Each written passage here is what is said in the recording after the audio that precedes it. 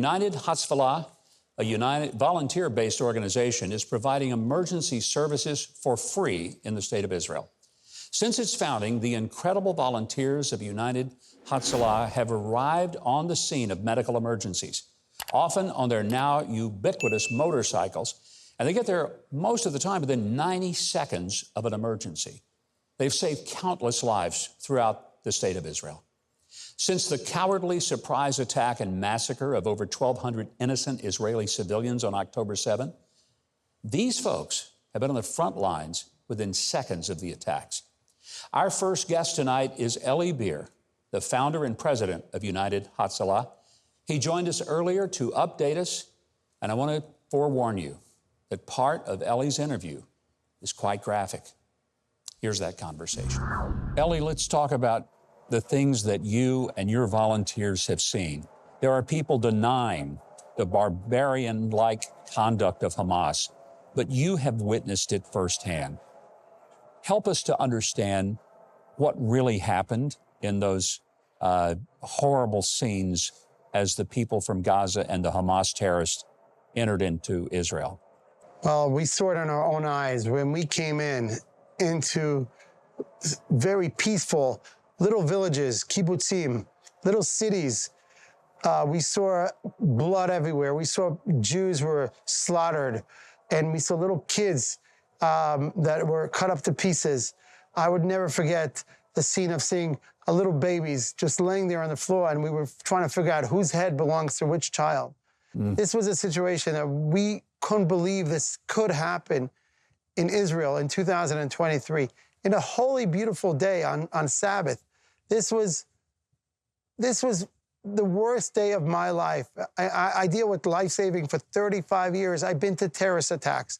I've been to restaurants blowing up and buses blowing up. But if you put all these together, it doesn't even compare to one day, October 7th, of what we saw. And it's impossible to deny it. It happened. It's like saying the Holocaust didn't happen. This happened. There is no way to deny it. Of course, the Hamas are going to try denying it, because not only the murderers, the worst type of murderers, they are the worst type of liars. They're lying to their own people.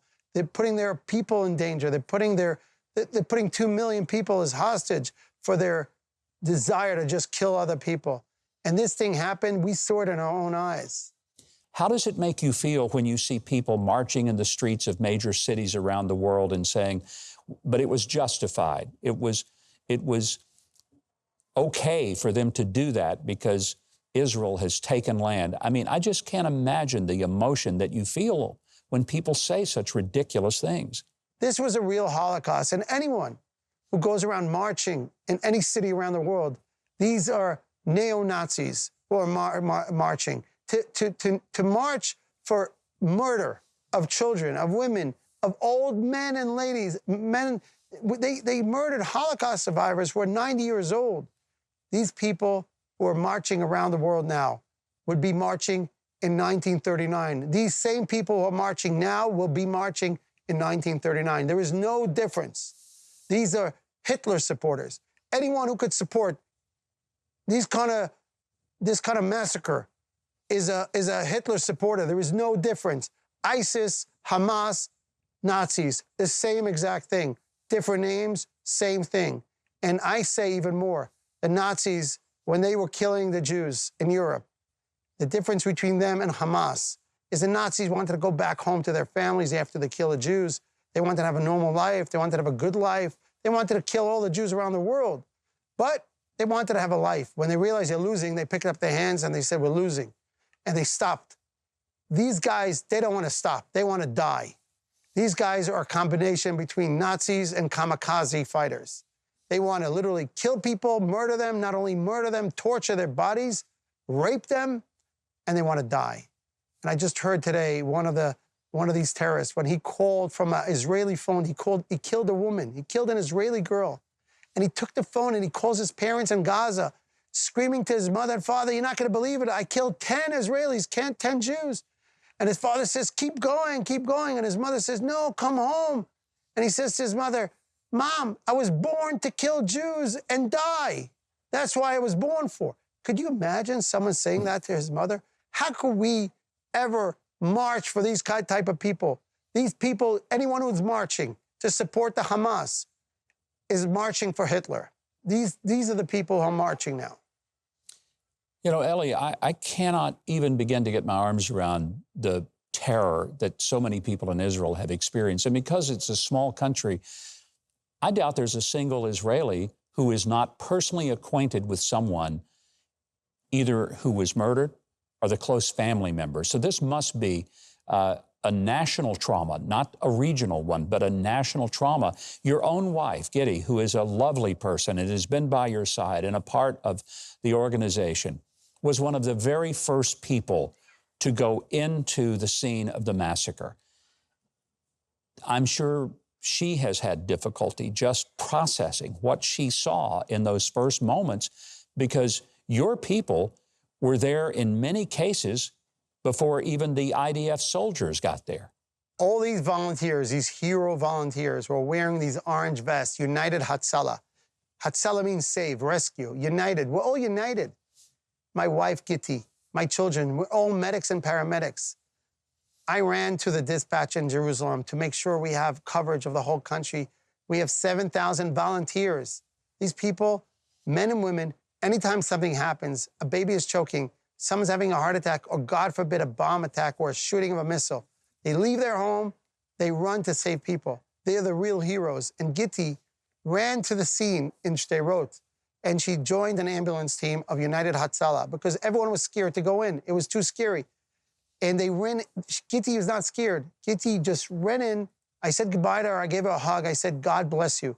I said, God's with you. Go protect our people. That's what I said. I love my wife. We're married for almost 31 years. We have 4 grandchildren together. We love our family.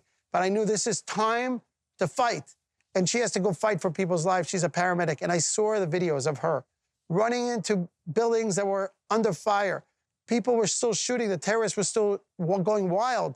Gitti took patients. She intubated them. She stopped their bleeding. She treated 41 victims. And most of the people she treated, she was able to save. Then Gitti was driving in the ambulance under fire, running away from a terrorist shooting, and she sees a car on fire, and she sees people who are dead inside the car. She tells the ambulance driver, stop, and they're under fire. And he says, it's too dangerous, they're dead. She said, no, they're gonna burn. We have to take them out before they burn. And she ran into the car that was burning, and she rescued the 2 Israelis who were murdered already, just for them not to burn, and she just laid them on the street. This is what my wife was doing together with 7,000 volunteers of United Hatzalah. We saw it in our own eyes how hundreds of people were laying there everywhere. And you know what? The volunteers, the reason they come there so quick is because they're situated everywhere. We train people to be ready for these kind of things. We never thought it will ever meet something like a Holocaust in our lives. We only saw this in museums, but to see volunteers like our volunteers wearing bulletproof vests and helmets, running with oxygen tanks and defibrillators and rescuing people under fire. Unfortunately, we also had volunteers of ours, like you said, some of ours, every Israeli knows someone who was either killed, I would say murdered, or kidnapped, or injured. And we have in United Hatzalah 2 volunteers who gave their lives, 2 volunteers who were murdered while they were saving people. One of them was actually not Jewish. One of them was an Arab volunteer from Nazareth. You all know where Nazareth is. You for sure know where Nazareth is. This volunteer, Awad, he went into the fire to save people, and he was a paramedic, and the terrorists caught him. They literally destroyed his body. We couldn't even recognize him when we found him. Eli, it's unimaginable, and I want you to know that I think overwhelmingly the people of the United States are in strong and unified support for the people of Israel, for the government of Israel to do whatever it takes to eradicate Hamas. We all saw the very moving moments in which President Biden came and he gave you a big hug. I saw that on video and I thought, you know, there's Eli, my friend. He's being acknowledged by the President of the United States, whose comments have been most welcome, as that of Secretary Blinken. I want to say, my friend, we pray for you. We pray for your safety, your peace, and above all, Eli, we pray for your peace of mind, that you will be able to deal with the horrors that you have witnessed and know that the people of the world stand with you and with Israel. God bless you, my friend, and do take care. I really hope that in the next few weeks, we will get finished with these people and Israel will go back to peace. We all pray for that. Thank you, Eli. Thanks to Eli Beer for joining us and taking us behind the scenes of life-saving efforts for Israeli residents. To follow the great work that these volunteers of United Hatzfalah do, please go to Huckabee.tv and follow the links. If you haven't subscribed to the channel yet, I hope you will now. The button is just below this video, and there's a little bell next to it. If you click on those, YouTube will reluctantly start letting you know when we've got a new video uploaded.